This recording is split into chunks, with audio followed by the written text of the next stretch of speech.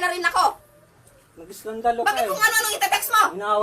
Inaway mo yung Kung ano-ano, dati mo eh. kung ano-anong itetext mo doon. Inaway mo Wala yung... akong kalamalan kung anong